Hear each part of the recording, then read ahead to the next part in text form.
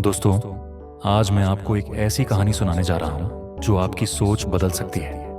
ये कहानी है एक साधु और एक व्यापारी की, जिन्होंने हमें सिखाया कि असली सफलता पैसों या शोहरत में नहीं, बल्कि हमारी सोच और कर्म में छुपी होती है। बहुत समय पहले की बात है। एक बड़े नगर में विजय नाम का व्यापारी रहता था। विजय के पास धन, वैभव, बंगले, नौकर चाकर सब कुछ था।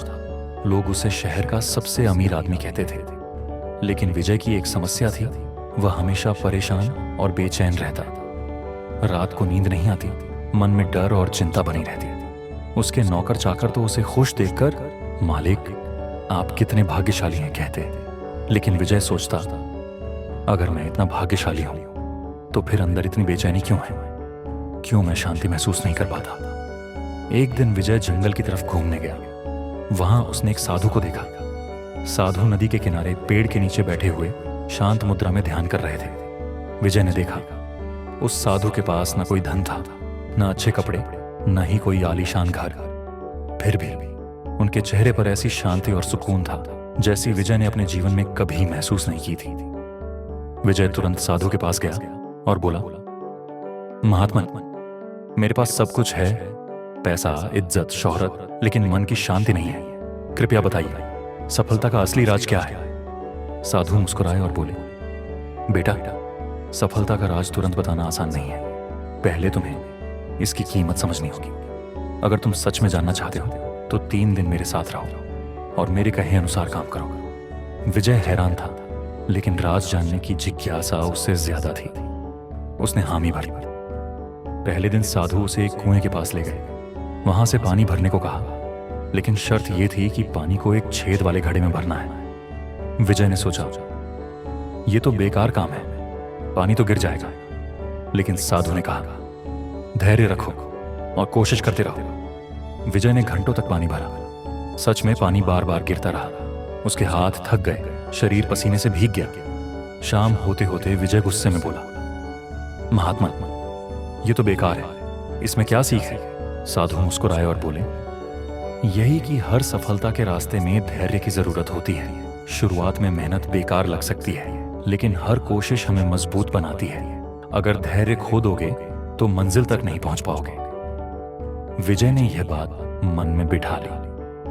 अगले दिन साधु उसे पास के गांव ले गए। गांव में कई गरीब और भूखे लोग बैठे थे। साधु ने विजय से कहा, आज तुम अपना सारा खाना और सोने की थाली इन्हें दोगे, खुद भूखे रहोगे। विजय चौंक गया।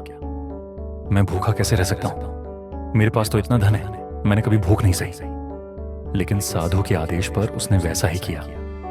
उसने अपना खाना और सुविधाएं गरीबों में बांट दी। रात को जब वह भूखा सोया तो उसे एहसास हुआ, आज पहली बार मैंने दूसरों के चेहरे पर मुस्कान देखी है, जो मेरी वजह से आई। साधु बोले, सफलता सिर्फ अपने लिए नहीं, बल्कि दूसरों के लिए जीने में है। त्याग और सेवा ही सफलता को सार्थक बनाते हैं। तीसरे दिन साधु विजय को पहाड़ की ऊंचाई पर ले गए। वहां से पूरा नगर दिख रहा था। साधु ने कहा, बेटा, अब इस नगर को देखो और बताओ तुम्हें क्या नजर आता है।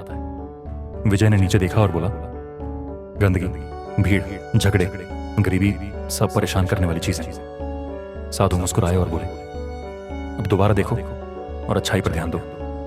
इस बार विजय ने गौर से देखा और कहा, मुझे छोटे छोटे बच्चे खेलते दिख रहे हैं, लोग एक दूसरे की मदद कर रहे हैं, मंदिर की घंटियों की आवाज आ रही है, खेतों में हरियाली है। साधु ने गंभीर होकर कहा, यही सफलता का सबसे बड़ा राज है।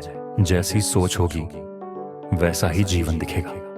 अगर तुम सिर्फ बुराई देखोगे तो जीवन दुखी लगेगा। अगर अच्छाई देखोगे तो हर पल में अवसर नजर आएगा। 3 दिन बाद साधु ने विजय से कहा, अब मैं तुम्हें सफलता का असली राज बताता हूं। 1, धैर्य, क्योंकि बिना धैर्य के कोई बड़ा काम पूरा नहीं होता। 2, त्याग और सेवा, क्योंकि असली सफलता वही है जो दूसरों के काम आए। 3, सकारात्मक सोच, क्योंकि सोच ही जीवन की दिशा तय करती है। साधु ने आगे कहा, पैसा, शोहरत और शक्ति सब क्षणिक है, लेकिन अगर तुम्हारे पास ये 3 गुण हैं तो पूरी दुनिया तुम्हें सफल मानेगी। विजय ने इन 3 बातों को जीवन में उतार लिया। उसने धैर्य से व्यापार किया, गरीबों की मदद करना शुरू किया और हर परिस्थिति में सकारात्मक रहना सीखा। धीरे धीरे विजय का नाम सिर्फ एक अमीर व्यापारी के रूप में नहीं, बल्कि एक दयालु और सफल इंसान के रूप में फैल गया। अब उसके चेहरे पर वही शांति और सुकून था जो उसने साधु के चेहरे पर देखा था।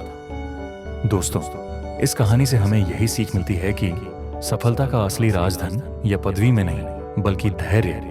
अगर हम इन 3 चीजों को अपने जीवन में उतार लें तो हमारी जिंदगी भी बदल जाएगी। दोस्तों, अगर आपको यह कहानी अच्छी लगी हो तो वीडियो को लाइक और चैनल को सब्सक्राइब जरूर करना। और मिलते हैं हम इसी के साथ में अगली वीडियो में। तब तक के लिए बाय बाय।